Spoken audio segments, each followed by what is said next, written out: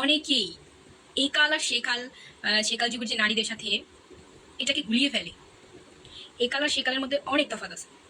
সেকালের generation different ছিল, সেকালের জেনারেশনের নারীরা ডিফারেন্ট ছিল, এই কালের জেনারেশনের নারীরা ডিফারেন্ট। সে সময় নারীরা অন্যরকম ছিল। সে সময় নারীদের সঠিক চিকিৎসা ছিল না, সঠিক শিক্ষা ছিল না। তারা পুরুষদের কাইন্ড অফ আন্ডারে থাকতো। কাইন্ড অফ কি আন্ডারই থাকতো। আর এটাকে গ্লোরিফাই করার কিছু নেই।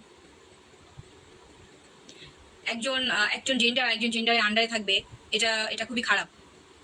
প্রত্যেকটা নারীও একজন মানুষ। নারী কারোর মা, কারো বোন, কারো স্ত্রী, কারো প্রেমিকা, কারো চাচি, কারো ফুপি। পুরুষও তো কারো ফুপি, পুরুষও তো কারোর ফুপা, বাবা, ভাই, স্বামী, প্রেমিক। বলে আমরা এক অপরকে জাস্টিফাই করতে পারি না, মানে একটা জেন্ডারের সাথে একটা জেন্ডারের তুলনা করতে পারি? অবশ্যই পারি, কেন পারবো না? তো এইভাবে ভাবলে পুরুষদেরও আলাদা আলাদা পরিচয় আছে, নারীদেরও আলাদা আলাদা পরিচয় আছে। তার মানে এই না যে নারী পুরুষ মানুষ হিসেবে আলাদা বস্তু, কিন্তু মানুষ হিসেবে তারা এক, তাদের একই অধিকার থাকা উচিত।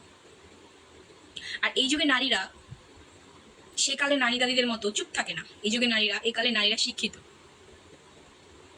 শিক্ষিত, বুঝে সবকিছু দেখতেছে। তো মূল কথা হলো যে নারীরা নারীদের অধিকার সম্পর্কে এখন সচেতন।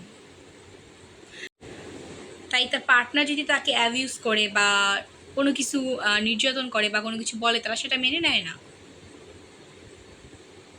এই জন্য এই কালে নারীরা ডিফারেন্ট,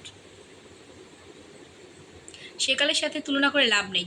তাই একালে নারীরা দমিয়ে থাকে না, কারণ তারা নিজেদের অধিকার বোঝে এবং নিজেদের অধিকার, নিজেদের সম্মান বোঝে, নিজেদেরকে আত্মরক্ষা করতে জানে। আর সেখান থেকেই ফেমিনিজমের উৎপত্তি হয়। একজন নারী নিজের ইচ্ছে মতো যে কাজটা করতে পারছে বা করতে চায়, সেটাই ফেমিনিজম, সেটাই নারীবাদী বা সেটাই নারীবাদ।